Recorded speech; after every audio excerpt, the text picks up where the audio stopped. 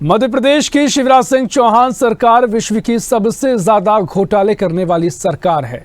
शिवराज जी ने अपने 18 साल के कार्यकाल में घोटाले पर घोटाले कर भ्रष्टाचार का कीर्तिमान रच दिया है। शिवराज सरकार के काले कारनामों का काला चिट्ठा बहुत लंबा है, जिनमें से कुछ महत्वपूर्ण महाघोटालों को शामिल कर कांग्रेस पार्टी ने शिवराज सरकार के 18 साल के कार्यकाल की घोटाला शीट तैयार की है। इससे मध्य प्रदेश की जनता को 50% कमीशन राज की तथ्यात्मक हकीकत भली भांति समझ आ जाएगी। पूर्व मुख्यमंत्री कमलनाथ ने प्रदेश कांग्रेस कार्यालय में आयोजित पत्रकार वार्ता में ये सारी बातें कही हैं। पत्रकार वार्ता में नेता प्रतिपक्ष डॉक्टर गोविंद सिंह ने आरोप पत्र समिति के समन्वयक पारस सखलेचा, मध्य प्रदेश कांग्रेस के उपाध्यक्ष राजीव सिंह, मीडिया विभाग के अध्यक्ष के मिश्रा और प्रवक्ता निकिता खन्ना मौजूद रहे। स्वदेश न्यूज की एसोसिएट एडिटर मुक्ता पाठक ने कमलनाथ और पारस सखलेचा से खास बातचीत की।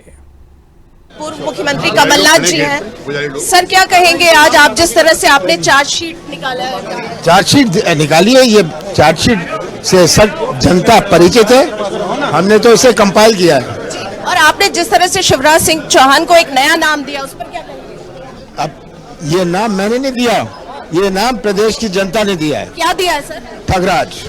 आपका मानना है कि वो ठगी करते हैं जनता के साथ? सब बुजुर्ग होए, बच्चे होए, व्यापारी होए, नौजवान होए, सबको ठगा है। चलिए, हमसे बातचीत करने का बहुत बहुत शुक्रिया। तो ये थे मध्य प्रदेश कांग्रेस के अध्यक्ष कमलनाथ जी, जो बता रहे थे कि जो उन्होंने चार्जशीट दायर की है, जो बीजेपी का कार्यकाल रहा है, उनका मानना है कि बीजेपी के शासन में मध्य प्रदेश की जनता के साथ ठगी हुई है।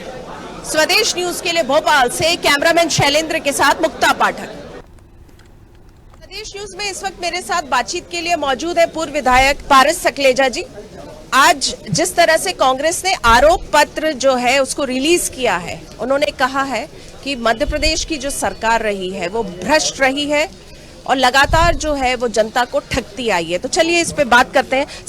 सखलेचा जी, आप बताइए, आपने ये जो आरोप पत्र है, ये जो आप लोगों ने कहा है कि मध्य प्रदेश की सरकार, बीजेपी की सरकार घोटाले की सरकार रही है, लगभग 250 आप लोगों ने इस पे आरोप, हाँ बताइए थोड़ा सा। देखिए, पिछले 8 माह से हम इस पे काम कर रहे हैं कि शिवराज सरकार द्वारा किस प्रकार से इस सरकार को चलाया जा रहा है।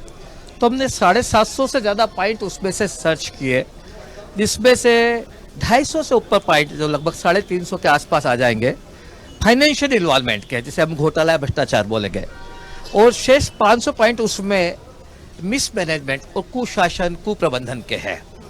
तो आज हमने घोटालों का एक टेलर पब्लिश किया है, जिसमें 37 घोटाले की हमने डिटेल दी है और 254 घोटाले की एक सूची दी है।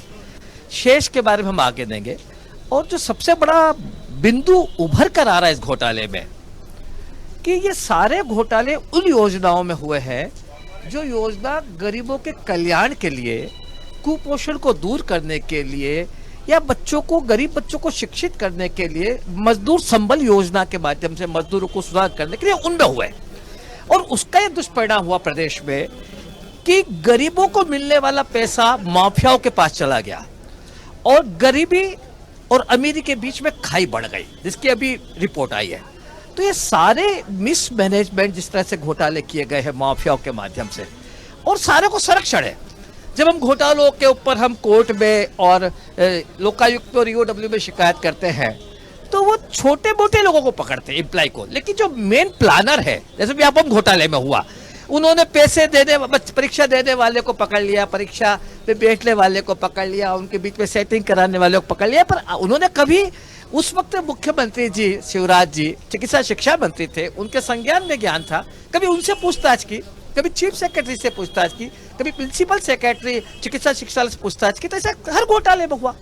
तो ये ऐसा लगता है कि ये सारे घोटाले सरकार के संरक्षण में हो रहे हैं। अभी आप जो ट्वीट किया था प्रियंका गांधी ने, और उसके बाद लगातार जो हम देख रहे हैं मध्य प्रदेश के कई जिलों में जो एफआईआर दर्ज हुई है, तो उस पे क्या आप लोगों का कहना है? देखिए, ये तो उनकी प्रैक्टिस है। हम बीजेपी का एक कल्चर है, हम गोधरा कांड से लेकर हम मणिपुर कांड को ले, हम हरियाणा के कांड को लेटेस्ट को, तो बीजेपी का कल्चर किस तरह से दबाना, किस तरह से लोगों की आवाज को बंद करना और लोकतांत्रिक संस्थाओं को खत्म करना, तो उसका एक पैटर्न है। अगर आपको लगता है कुछ आदमी ने गलत लिखा है, गलत कहा है, तो एक न्यूज को उठाया, न्यूज छापी है, तो आपको सब पे कार्रवाई करना चाहिए। और कार्रवाई करने का अधिकार क्या, फेस करो ना। आप 50% कमीशन से घबरा क्यों रहे शिवराज जी? हम 50% के पोस्टर लगाते तो शिवराज जी हम पे प्रकरण दर्ज करते रतलाम में भी।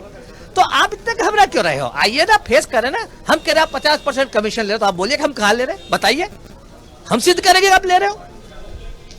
चलिए, आपने स्वदेश न्यूज से बातचीत की, आपका बहुत बहुत धन्यवाद। धन्यवाद। तो ये थे सकलेजा जी जो बता रहे थे कि किस तरह से जो है अभी कांग्रेस ने एक बस ट्रेलर जारी किया है घोटालों का, आरोपों का। अभी बहुत कुछ आना अभी बाकी है।